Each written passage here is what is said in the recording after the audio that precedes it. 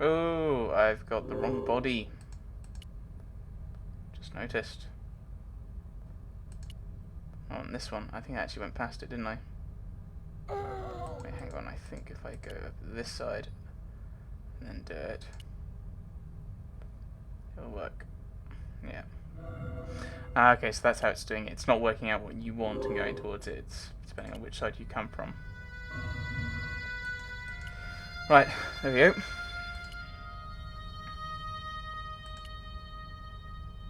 So that's here.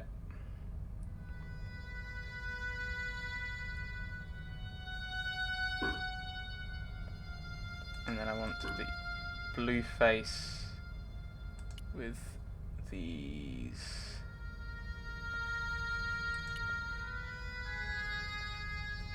Making its way into the... Now what are you doing, Nico? So these... Making it there, and then it's the blue face.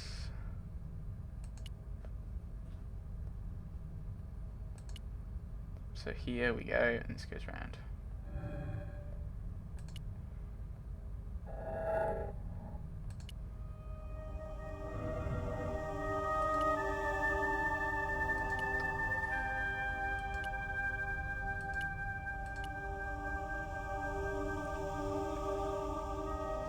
Right, so there we go. I think that's the last thing. Well, we just need to push this one in, and then we are done with this area.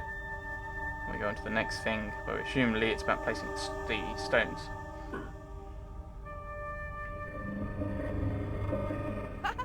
Et voilà. Yeah, George voilà. once told me that there's an act to finding secret doors. It's having a I think hint I'm button up beginning here. to get the hang of it.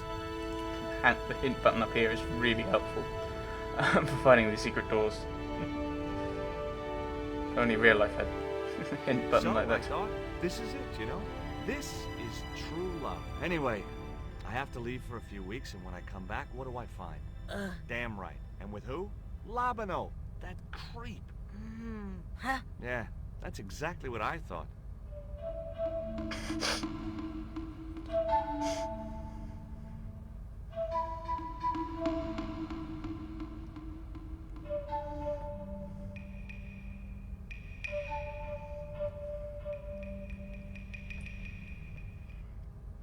Oh, heck. Looks like another dead-end Tezcatlipoca. Any ideas? This looks interactable with.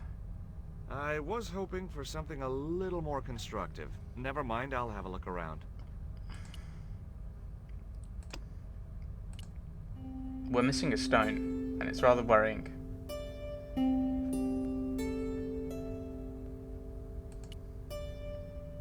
Oh yes, the lighter.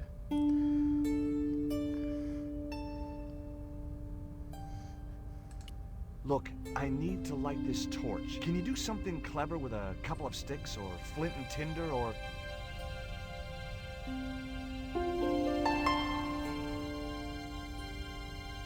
Or a cheesy novelty cigarette lighter, as it turned out.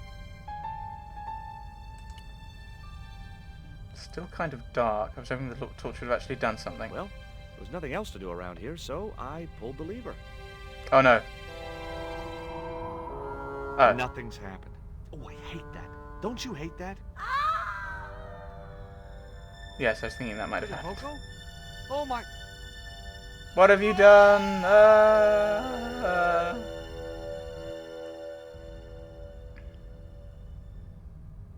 think we've done it on noggin there. Great. I had no idea where I was, no idea where the others had got to, and time was running out to stop Karzak. Still, I wasn't dead yet, so it wasn't all bad news. Hooray, not dead. Not dead is good.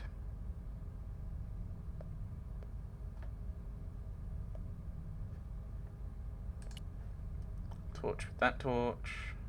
Ooh, there's a little opening.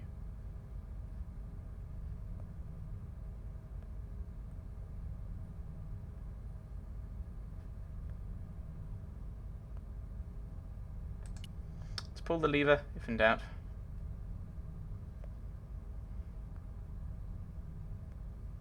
A stone slab that must have weighed tons sealed the door. Okay. Not sure if that was the right thing to do or what. Well, we'll see what's over this way. Charming. Another lever. 2 levers. The statue looked like it doubled as an incense burner. Pull the lever! Let's just see what it does.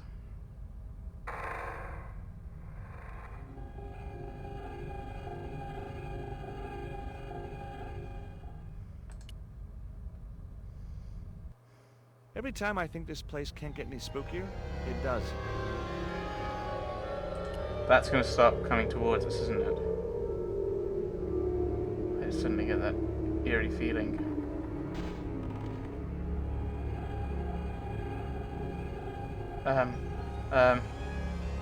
Door? I couldn't get through that slab with my bare hands.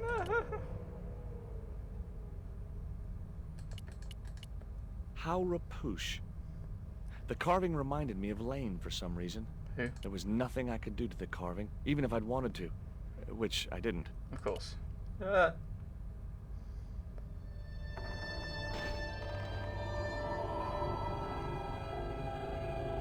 happens if I pull this lever? Does that open this one?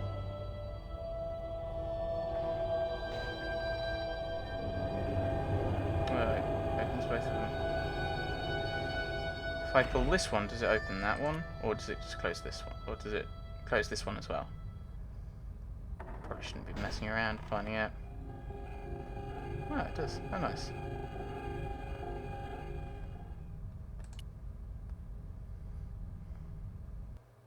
Yes! Finally! I'm out of here. Ah, I've gone around here. Once more into the unknown. Ah, grabbing the torch first. Hey, that's probably useful.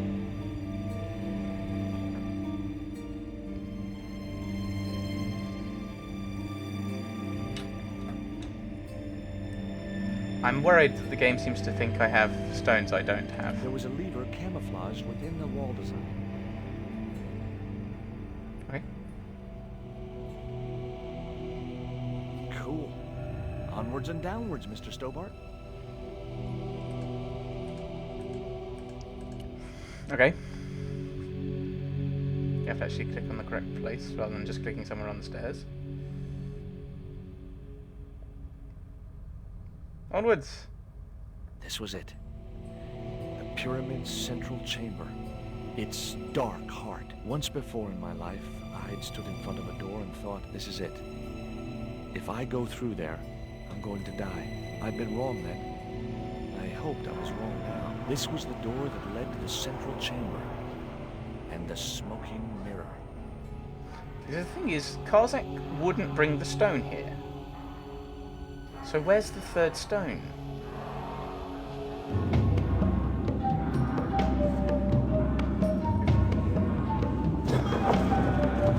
I mean, if we put one stone each, where's the third one?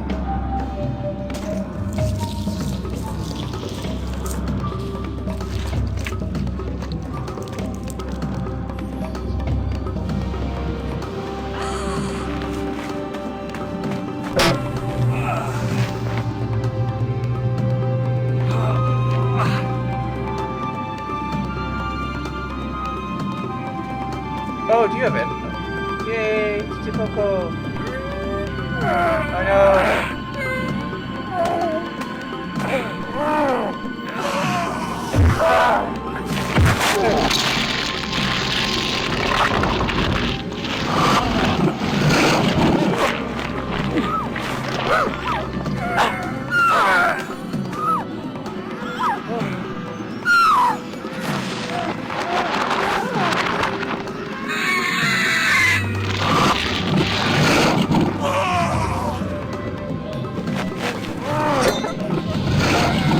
Come on, George. Come on, George, it's all down to you.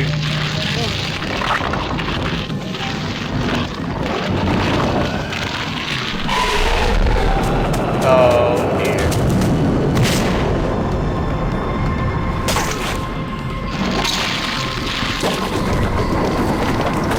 Good, George.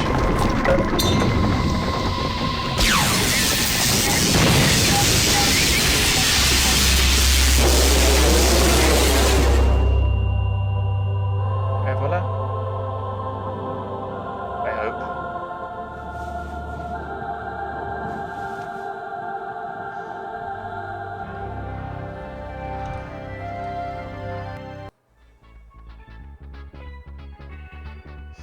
Oh, right. Well, there we go. Broken Sword. Do the smoking mirror, as we saw there. The smoking mirror in the end. Hooray! Things to talk about. I mean, it's a puzzle game. It's a point-and-click adventure game. I think that kind of sums up how you play it and the game mechanisms for the most part. It does have one of the things I don't like, which is, to an extent, untelegraphed game over sections. Because they could just have you thrown back a little bit to kind of where you're loading anyway when you continue. But I never liked those. I think partially because of Sherlock Holmes in the case of the silver stocking and some of the silver earring. It's the silk stocking, which is the Rupert Everett one, which is Rupert Everett kind of televised television film thing, which wasn't that good in my personal view. But I never like those. I like the fact it's got the continue kind of aspect, so it's got like this almost autosave function, so it doesn't just jump you back to where you saved it, which could be the beginning of the session, because the kind of deaths in this are so infrequent. It's why I don't really like them in these games, is because it's such a separate thing. I mean, if I compare it to The Witcher 2 or Dragon Age Inquisition, the kind of main games I'm playing at the moment, which has death, kind of death in the moment, death in it, and kind of game overs, is they are frequent enough, or you're in situations where it's possible frequently enough that saving is kind of a major thing you do, whereas in these games, in these types of games, you're often not in those kind of issues, kind of facing those kind of issues that often, to the point where you don't regularly think to save. So that's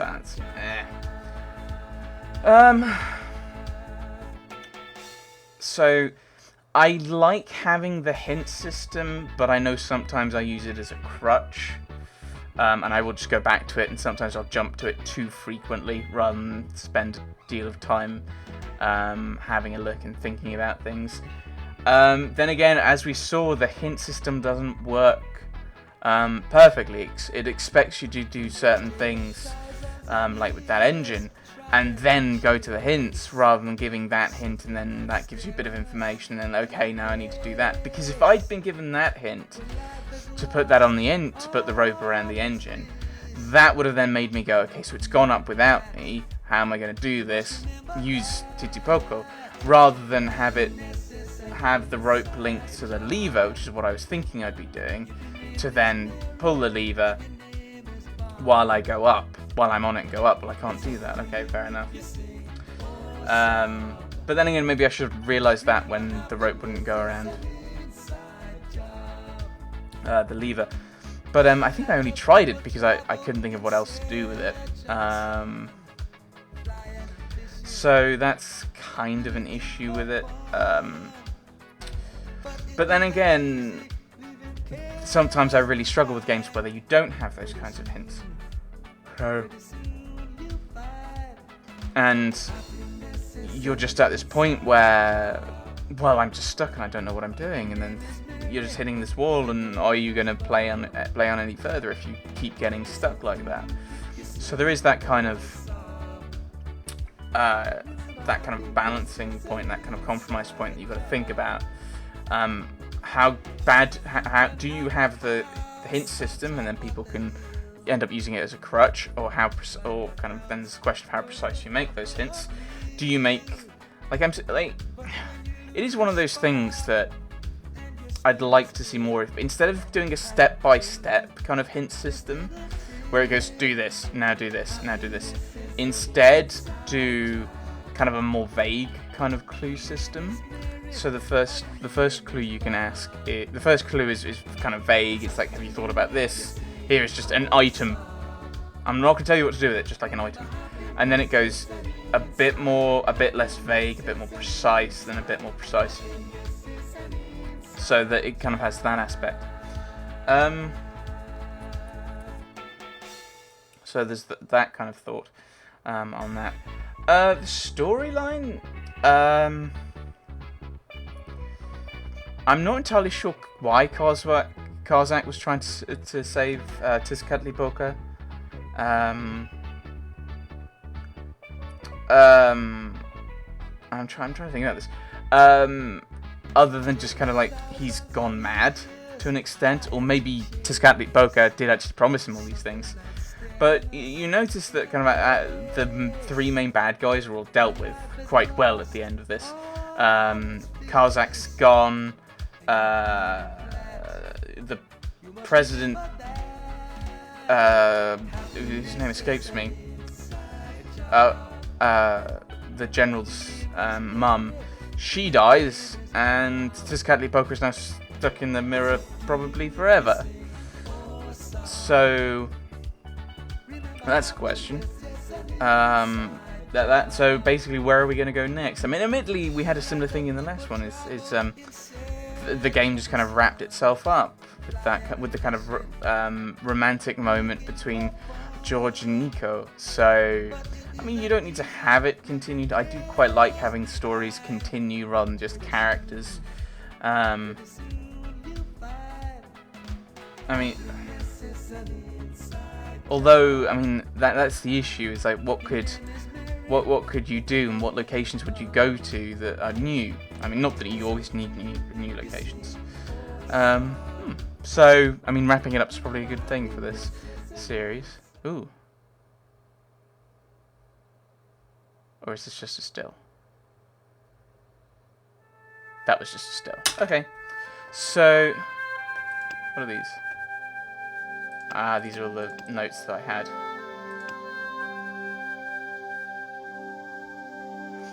The sun was setting when we finally got back outside. With Nico by my side, With Nico by my side, I feel elated. Maybe now we'll get the chance to spend time relaxing together. If I could just get Titipoco to go to the movies or something. Get rid of him. La liberté. What do we have at the end with you? George and I finally got back to the fresh air, and finally we can relax. We must make up for lost time. And the look on his face, George is thinking the same thing. Ah, how delightful. I do really like George and Nico and their characters, and the way they're kind of... It seems like they are kind of growing together. Admittedly, there just seemed to be this kind of instant love in the first game, but they do seem to be getting closer and closer. But that's kind of one of the problems with a shorter game like this. Shorter game if you compare it to like Dragon Age or Mass Effect, where the story seems to... where romance kind of seems a bit more organic, although the problem with a game where you choose romance is it means that the player character has to be the proactive one and the other character is reactive to the love, whereas in a game where where the romance is linear and the romance is fixed, you get a bit more control as to how that kind of grows, and meaning that the player character is sometimes proactive, sometimes reactive in the various actions. But yeah, that's me rambling on various different topics that are kind of connected to Broken Sword, the Smoking Mirror. Not sure what we're going to be doing next time. Probably another Let's Play. Don't know what it'll be though. So maybe another puzzle game. I don't know. But either way, thanks for watching, everyone, and I hope you've enjoyed this Let's Play. Thanks for watching.